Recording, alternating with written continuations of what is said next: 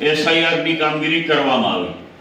SIR ની કામગીરીમાં BLO તરીકે શિક્ષકોએ ખૂબ સારું કામ કર્યું। ઘરો ઘર જઈ મતદાર યાદીમાં યોગ્ય નામ હતા એ રાખ્યા, બાકીના કમી પર કર્યા, ક્યાંક ઉમેર્યા પર ખરા। કુલે કચ્છ જિલ્લામાં આપણે સૌ જાણીએ છીએ કે 2,14,000 પ્રથમ તબક્કામાં જ્યારે ડ્રાફ્ટ યાદી આપણે તૈયાર થઈ ત્યારે 2,14,000 નામો કમી થયા હતા। ત્યાં સુધી કોઈને વાંધો નહોતો, કોઈ આક્ષેપો નહોતા, વહીવટી તંત્ર ઉપર નહોતા, કોઈ પક્ષ ઉપર નહોતા। પરંતુ ત્યાર પછી જે ભાજપે કારસ્તાન કરેલ આપણે બધા જાણીએ છીએ કે ભાજપના કારસ્તાનના મારફતે જે પ્રદેશ પ્રમુખના ઈશારે પ્રદેશ બંગલોમાંથી 72,000 જેટલા ફોરમ નંબર 7 કચ્છ જિલ્લામાં નામો કમી કરવા માટે રજૂ કરવામાં આવ્યા। ત્યારે કોંગ્રેસના કાર્યકરોએ અને હોદ્દેદારોએ, આગેવાનોએ અને અમારા પ્રદેશ નેતૃત્વએ ખૂબ લડત કરી, જાગૃતતા બતાવી અને ખોટી રીતે જે ફોરમ નંબર 7 રજૂ કર્યા છે। કારણ કે જે નીકળવા પાત્ર હતા એ તો નામો પહેલા જ પ્રથમ તબક્કે બીએલઓએ કાઢી નાખ્યા, પરંતુ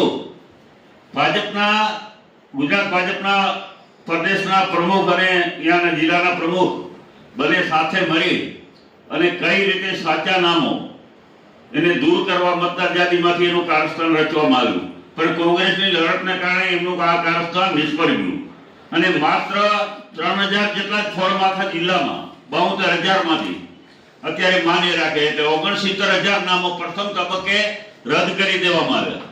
હવે એનો મતલબ એ થયો કે આ ફોર્મ ખોટા ભરેલા, એને ફોર્મ નંબર 7 ખોટી રીતે રજૂ કરી અને અરાજકતા ફેલાવવાનું કામ કર્યું।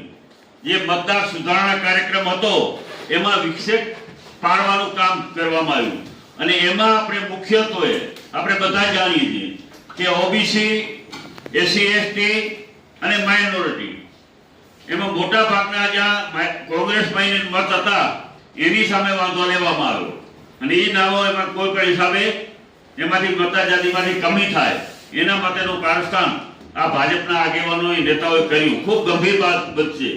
આઝાદ ભારતના ઇતિહાસમાં આવું ક્યારેય નહીં બન્યું।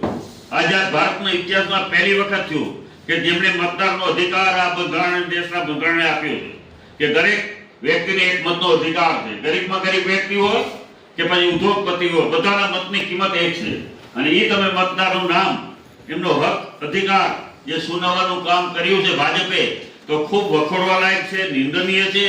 પરંતુ એની સાથે સાથે જે રીતે બધાને હેરાન કર્યા, કોંગ્રેસ પાર્ટીના હોદ્દેદારોને, કાર્યકરોને તો કર્યા, પણ આખા વહીવટી તંત્ર ને ધંધે લગાડ્યું આ લોકોએ અને એને પણ ખૂબ હેરાન પરેશાન કરી અને ફરીને એક ફોરમ એને વેરિફિકેશન કરવા માટે આપ્યા। મિત્રો, વિચાર કરો કે આ 7 નંબરનો ફોરમ માત્ર ને માત્ર ચૂંટણીની વેબસાઇટ ઉપરથી જ મળી શકે તો આટલા બધા બલકમાં ફોરમ ક્યાંથી આવી ગયા? કોને આપ્યા? કેવી રીતે આપ્યા? અને આટલા ભરી અને કોઈ પણ વ્યક્તિ છે એને ભરવાના પણ 2 થી 5 ફોર્મ જ રજૂ કરી શકે, એનાથી વધારે કરી શકતા નથી। તો આટલા બ્લોકમાં જથ્થાબદ્ધ રીતે બીએલઓ ને આપવાના બદલે ખરેખર એને ફોર્મ આપવા હોય તો પણ બીએલઓ પાસે રજૂ કરવાની જરૂરિયાત હતી। એને બદલે પ્રાંત ઓફિસે જઈ અને દરેક જિલ્લા જે પ્રાંત અધિકાર હતા, ઈઆરઓ જેને આપણે કહીએ, એ ઈઆરઓ ને આપી અને એને ફોર્મ રદ કરાવ્યા। તો ખૂબ આ ગંભીર પરિસ્થિતિ, ગંભીર હાલત કે ભાઈ આમાં પ્રાંત અધિકારીને પણ અમે મળ્યા કે તમે આટલા બધા ફોરમ તમે બ્લોકમાં સ્વીકાર્યા કઈ રીતે? તમને પણ અધિકાર નહોતો, તમે આવી રીતે બ્લોકમાં ફોરમ કઈ રીતે સ્વીકારી શકો? તો એ મૂંઝવણમાં તો બરાબર મુકાયા। પછી અમે ચૂંટણી પંચને, રાજ્યપાલ, ગવર્નરને પણ મળ્યા કે આ રીતે લોકશાહીની, લોકતંત્રની હત્યા કરવા માંગો છો તમે? ખૂબ આ ગંભીર બાબત આપણા દેશ માટે પણ હતી। અમારા રાષ્ટ્રીય નેતા રાહુલજી વારંવાર જ્યારે કહી રહ્યા છે કે મતચોરીની વાત સાચી છે, તમે જાગૃત ન હો તો અહીંયા આગળ આ જ પરિસ્થિતિ ઊભી થઈ હતી। તો 72,000 મતમાંથી માત્ર 3